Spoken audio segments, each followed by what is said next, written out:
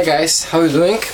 I got a really good question actually from one of the viewers about the finger choils. Why do I do the finger choils on the big knives? I think I did mention it in the video, but I'm gonna explain it a little closer in this video. And it's funny because not so long ago, and I still am of that opinion, and it applies to certain stuff.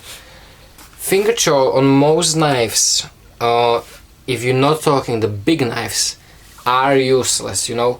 To my knowledge, finger choil was designed on the smaller knives for hunting knives. This I use this just as an example. Nice example is, but I don't have it, is SCRC3, you know, Rat 3. They have, it's a small 3-inch blade, but it does have a finger choil. The reason is it's for the hunters, because they use grip something like this, where they actually put the middle finger into the finger choil that is on the blade, not the original finger choil of the handle, but the one in front, and you can reach with your index finger to the tip of a knife for precise, you know, guarding and stuff like that. That's one of the reasons for finger choils on the small knives. So it's very specific task for hunting knives. A lot of the knives have the design, I would say, flaws, that they do put the finger choils where they don't need it because it's not a knife designed for such and such. And even if you look at my knives, I always design the knife when you grab it in your regular position. If you were doing power cuts, the edge is right next to your finger, which is the most ideal, in my opinion. Same with this one, just an example we did with Tough Thumbs. This is the titanium, but just the design wise it works, it shows. As close as you can to your index finger for power cuts, because as closer as you can get to your index finger, the more power you can put into the cut. Same this one, I grounded this one yesterday, same thing. But even my first knife I did, you know, when I grab it, my cutting edge is literally 2 millimeters from the end of my, you know, finger.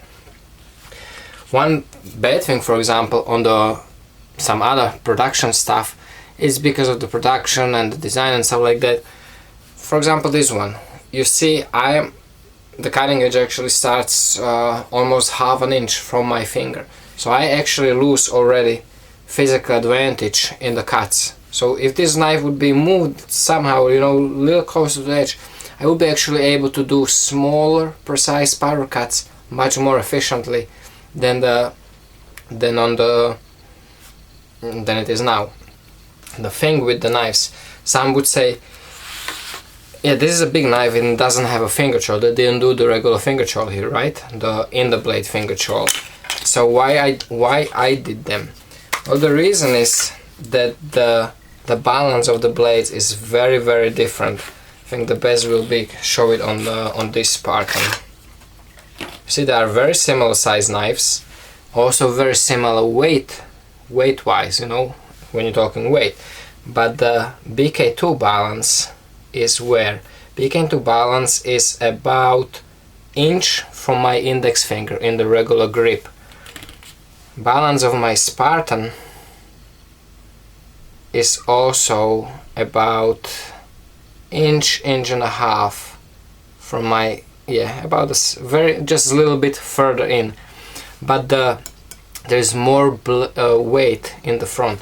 So if I would be holding it here, I had that cutting edge very close, original cutting edge, I had it very close to my finger. But by me doing that little finger choil here, when I can get it here, right now the knife is almost at the neutral balance, you know. The balance point is literally right in front of my index finger. So it literally feels like I'm holding nothing in my hand. So I'm cutting same, it's not as comfortable as it was here, but I can do it for much longer because now the blade is pulling down, so I have to do what I'm doing but also counterweight the blade, the weight of the blade with my hand. So you get fatigue much faster. So by doing this, just this little difference, this little motion will change the balance of the blade completely. And I can work like this all day, you know. Let's say mostly I work with the gloves outdoors, no? So with the gloves, this actually is very comfortable. Doesn't get, you know, annoying at all. And even without the gloves, you know, you can work for extended period of time. So of course it's not as comfortable as a handle, but it works. For the longest time I didn't get it. Actually Kylie explained this to me, And once I listened to him and thought about what he told me, so that's absolutely right, you know, it definitely makes sense. Changing the balance point of the knife, how it feels in the hand, how the weight distribution of the knife is when you're holding it that way, definitely makes sense. Same thing here, you know, even though it's smaller knife, you know, this one actually is a nice example. This has the balance right on that index finger. So if I was holding it here, it's not such a big difference as there, but still that blade is front heavy. So I would still have to counterweight the weight of the knife a little bit more. By doing it this way, I'm absolutely completely exact in the balance point of the knife. And that's a smaller, you know, that's a smaller knives. When you're talking big knives like this, like big heavy thick knives, the difference comes through even more. You know, if I had the handle like this and I grounded it all the way from here, you know, where I have my finger choil, if I ground it from here, you would have to fight with so much weight up front for smaller cutting tasks, for whittling, that it would be unbearable. After a couple of minutes your hand would be tired. But by me moving it here and holding it here, it makes a world of difference, you know, balance point around here. So you're about little over 2 inches, about 2 inches away from the balance point, and on the index finger you're only about inch away from it. And that, in the world of physics, it makes a lot of difference. You know, if you remember your school lessons about physics and the leverages, you know, how, you know, remember those little things when you had the turn point and you were putting the weights, you know, how much weight you put here, how much you have to, like if you put a pound here, and how much weight you have to put here. You know, if this is foot long, and you counterbalancing with only about half a foot long, you have to use double the amount. You know, whatever example. So such a little differences in length, but they will make nice difference in the result, the end result, especially with the big stuff like this.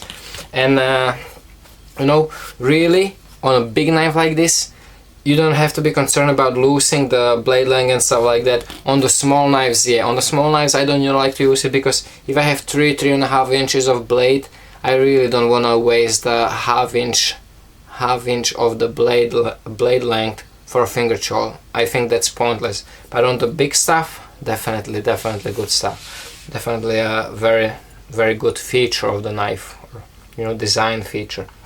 So I think that should explain it. So it's mainly for the details, small cutting, and for the balance. It's, you know, it's no problem. I actually, all of those knives were grounded before to have that cutting edge as close to the finger choil as I could. But once using it, and I actually realize, once actually comparing knife with that feature, with that finger choil and without, I noticed that it's definitely much more comfortable, and I can work for much longer this way than this way. And meanwhile, you know, the edge is about the same. You know, this way it is even closer, but this way was also, the cutting edge was right next to my finger, so didn't make that difference. But just that weight wise, it was a big difference, and that's why I did the finger choils, and that's why I will be doing the finger choils on the big knives. Hope that explains it, guys. Trust me, to a certain degree I 100% agree, but if you're talking big knives, that's the reasoning, and I think a lot of people who did this will say the same thing as I just told you. I hope I explained it right. So thanks for watching, guys. Take care, stay safe, and remember, don't cut yourself.